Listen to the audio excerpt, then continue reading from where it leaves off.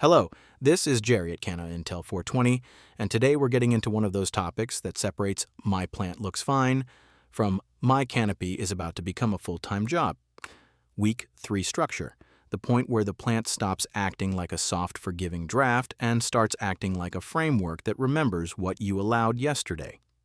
Now, before we dive in, quick disclaimer, because every time I talk plant structure on the internet, somebody out there hears education and translates it into Jerry is now personally responsible for my decisions.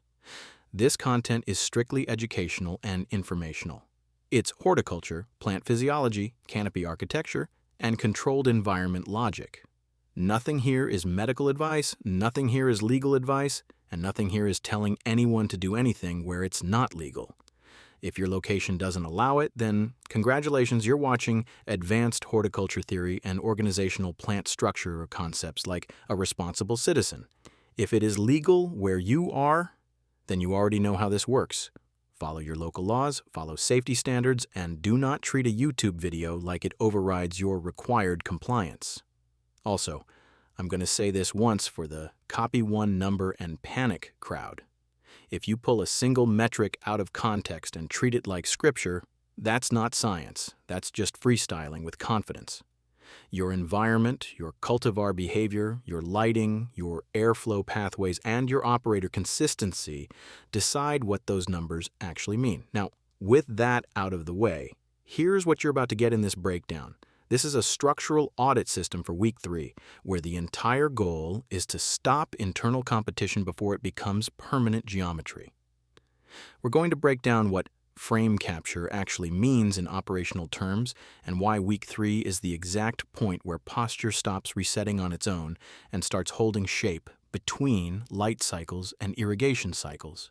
We're going to cover internal competition inside a single plant, how it forms, how it hides, why the plant can look perfectly healthy while becoming structurally uneven, and why you cannot chemistry your way out of a geometry failure once the hierarchy has been decided.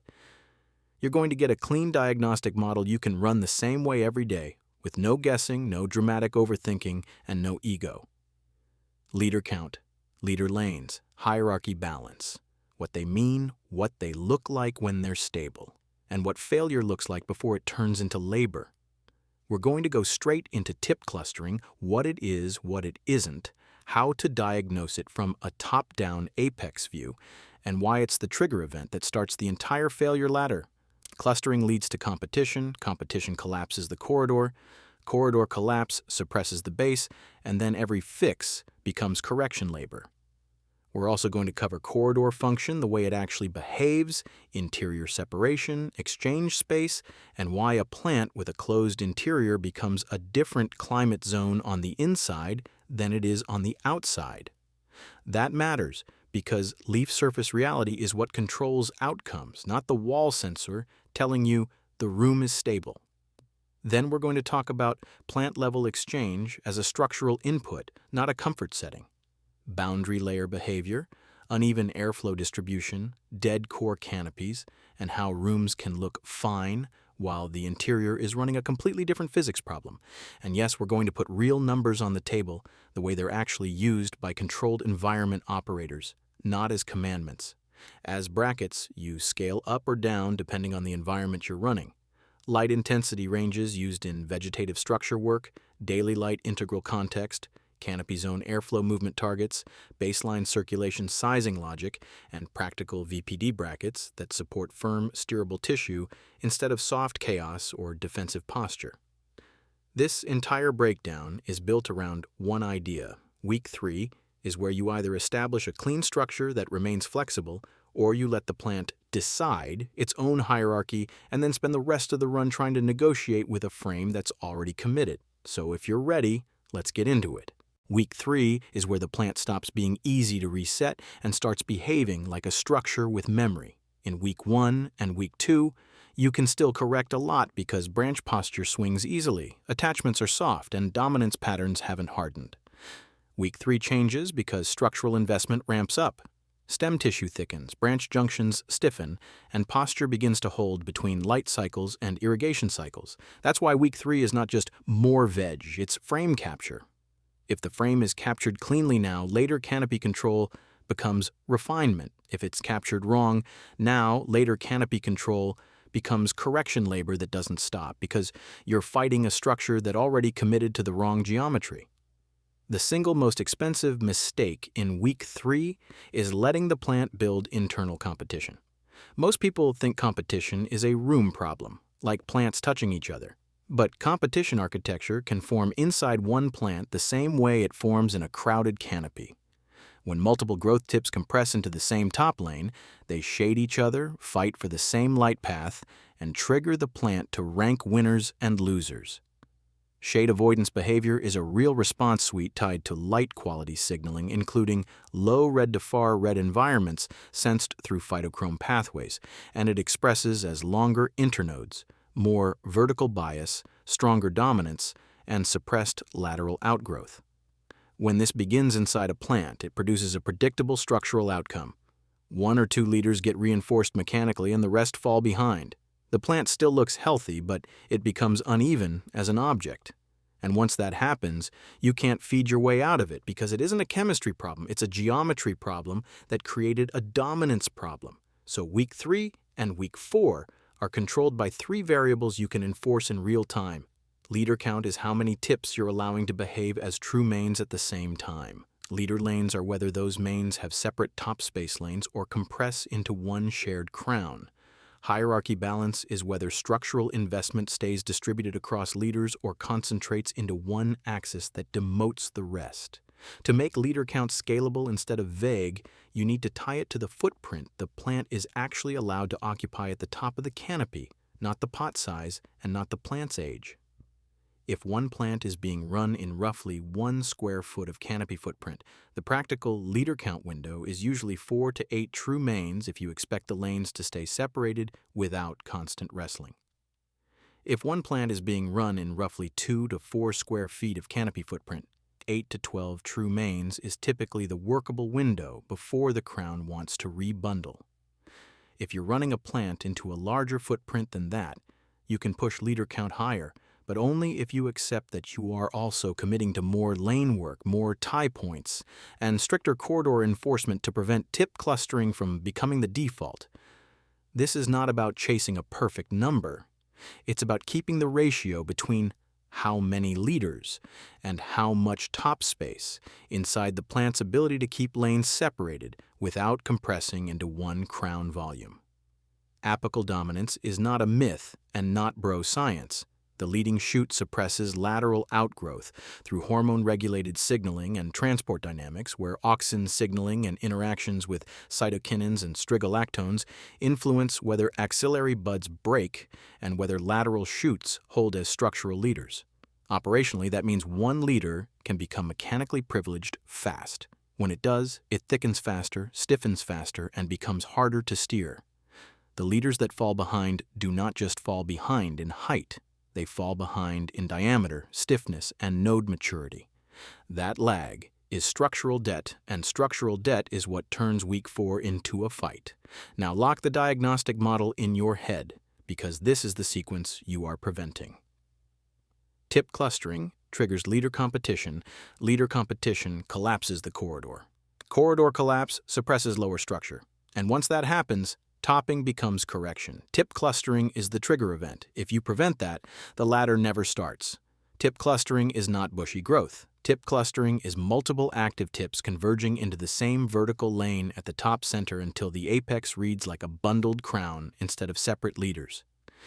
You diagnose it top-down, apex only. You ignore the lower plant, you ignore size, you look only at the newest tips. If the newest tips are pressing into each other, shading each other, or stacking into one crown volume, lane separation is already failing and competition architecture is already starting. So you need a pass-fail standard that 2 operators will score the same way. The apex lane pass standard is simple. The newest tips must hold a visible air gap so the newest growth is not touching. Fingertip width clearance between apex tips is an enforceable threshold because it prevents micro-overlap from becoming repeated advantage. This is not a spacing metric, it is a dominance prevention metric. The plant converts light position into hierarchy decisions every single push. If tips overlap even slightly, one gets slightly better photon access, slightly better carbohydrate throughput, slightly better extension rate. Then it happens again on the next push, and again on the next push. That's how runaway privilege forms without ever looking like failure. Week 3 is when that becomes urgent because your correction window shrinks as stiffness increases. Early week 3 stems flex cleanly. Late week 3 stems still flex, but they stop forgiving. That's when operators create micro-cracking under the skin, bruising at bend points, flattened internal bundles, and weak joints that show up later when airflow resistance rises and the plant starts carrying weight. If you wait until it clearly needs it, your correction becomes harsher by default because the plant has already stiffened into the wrong lane. And what you do about it determines whether you stay in control. Most people overcorrect by flattening the plant or bending everything. That is not lane enforcement. That is stress plus rebound. Lane enforcement is targeted. You identify the leaders causing compression and apply LST outward bias only. The correction is not down. The correction is sideways. You move the leader just enough that it stops sharing the same vertical lane. You do it early in the light cycle so posture normalizes into the new lane instead of fighting you all day. You don't force hard angles. You don't crease stems. Week 3 is where your job is to correct with minimum displacement instead of maximum force. The reason the correction can stay minimal is because you're not resculpting the plant. You're stopping 2 leaders from occupying the same photon lane. In week 3, a lateral lane correction of roughly 1 inch to 2 inches at the apex is often enough to restore separation without creating a dramatic bend. That distance isn't magical. It's just enough to stop the newest leaves of one leader from overlapping the newest leaves of its neighbor, which breaks the microcanopy that starts leader ranking. Now anchor that correction inside the light numbers. Because in week 3, light is either stabilizing your structure or amplifying your mistakes. For vegetative growth, a widely used operating bracket is roughly 250 to 600 micromoles per square meter per second at canopy level, and roughly 20 to 45 moles per square meter per day for daily light integral. That bracket becomes scalable the moment you convert it to your actual photo period instead of repeating ranges like slogans. The DLI relationship is mechanical. DLI equals ppfd times hours of light times 3,600 divided by 1 million. Under an 18-hour vegetative schedule, the multiplier is 0.0648. So 300 ppfd at 18 hours is about 19.4 DLI. 450 ppfd at 18 hours is about 29.2 DLI. 600 ppfd at 18 hours is about 38.9 DLI.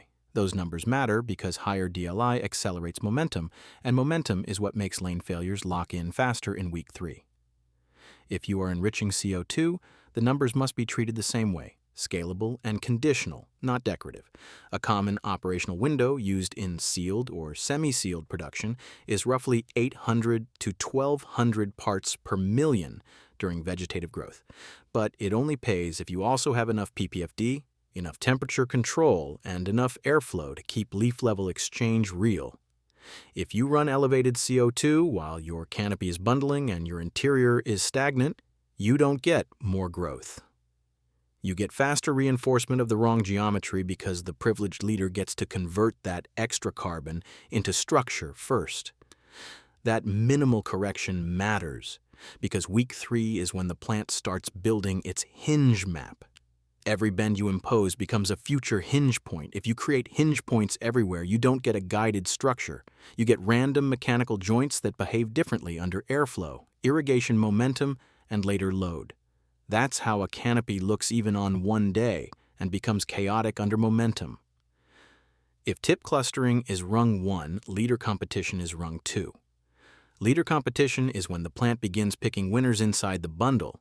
You catch it before it becomes dramatic by looking for repeated dominance behavior across multiple days. You're not looking for the tallest branch. You're looking for the leader that keeps taking the best lane automatically. It stays most upright, extends fastest across consecutive pushes, carries disproportionate leaf mass at the top, and begins shading adjacent tips even if there's still some space. That leader is establishing mechanical privilege. This is where operators get fooled by overall vigor. The plant looks good.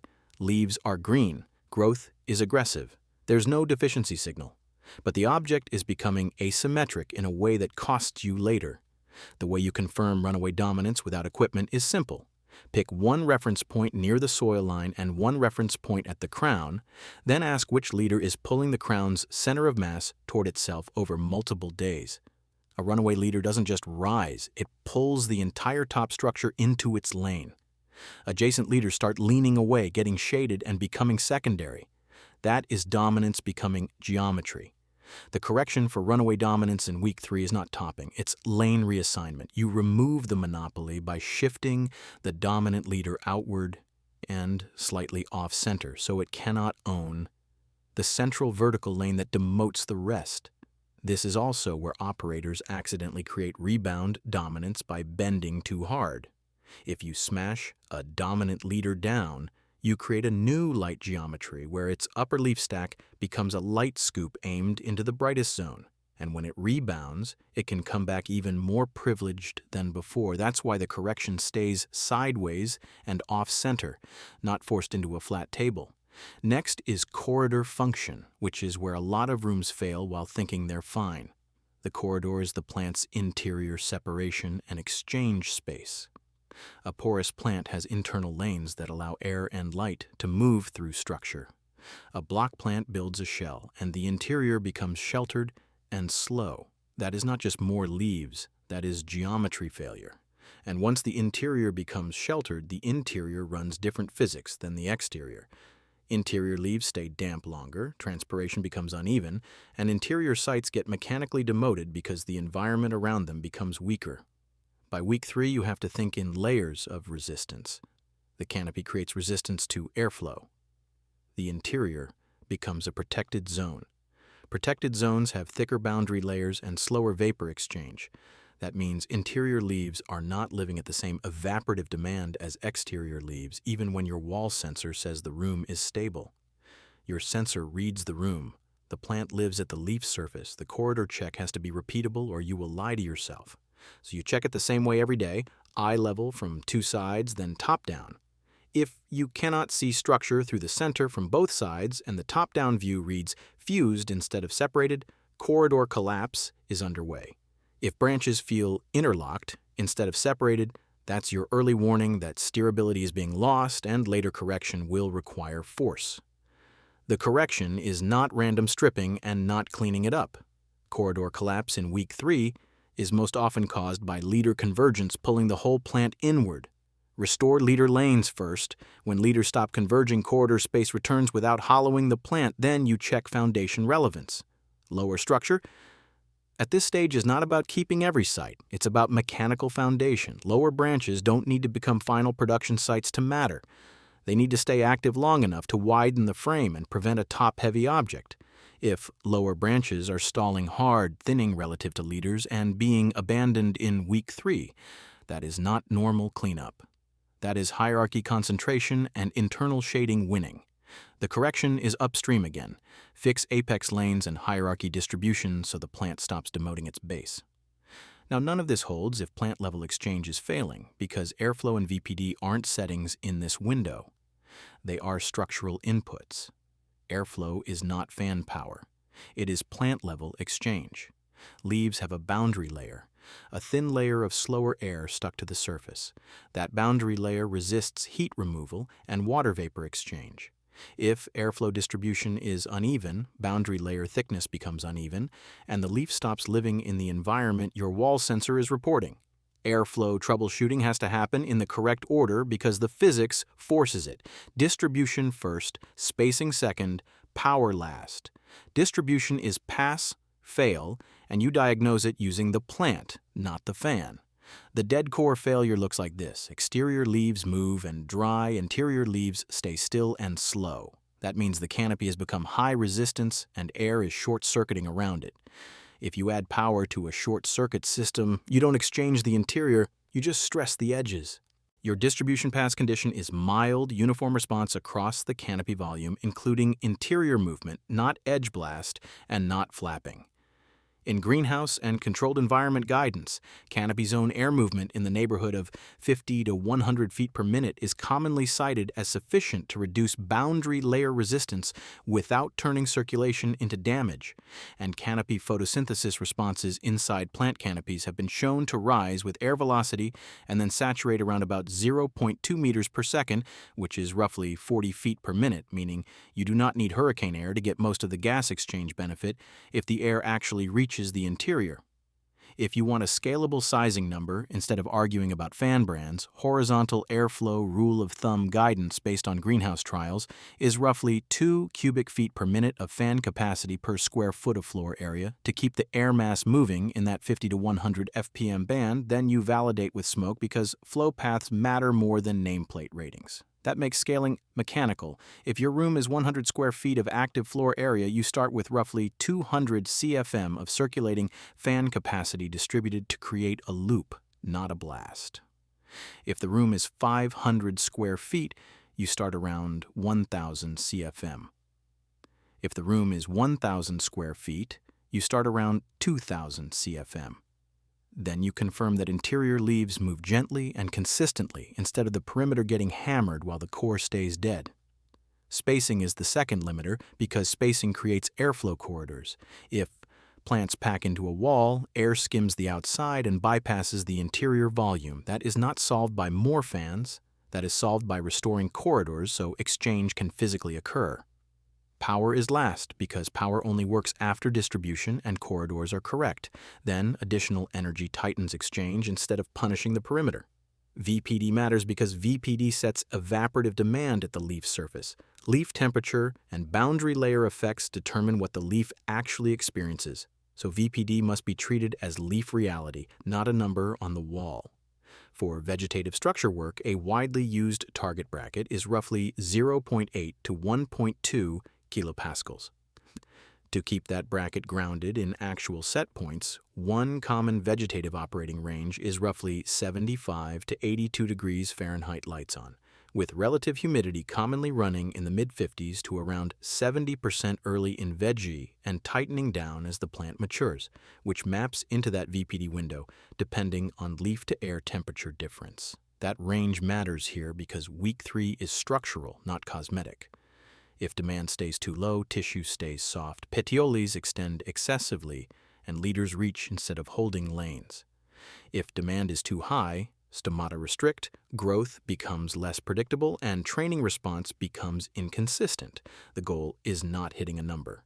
The goal is keeping the plant building firm tissue that can hold lanes without locking into defensive posture. Now the operator execution becomes simple because it runs in one order and it never changes. Week 3 is capture. Every day starts with an apex first lane audit. If tips are converging, you correct that day with outward bias until fingertip separation returns. Then you check hierarchy drift across the last 1 to 2 days. If one leader is repeatedly taking center advantage, you move it outward and remove the monopoly. Then you corridor check from both sides plus top down. If the corridor is collapsing, restore lanes first. Then you check the base.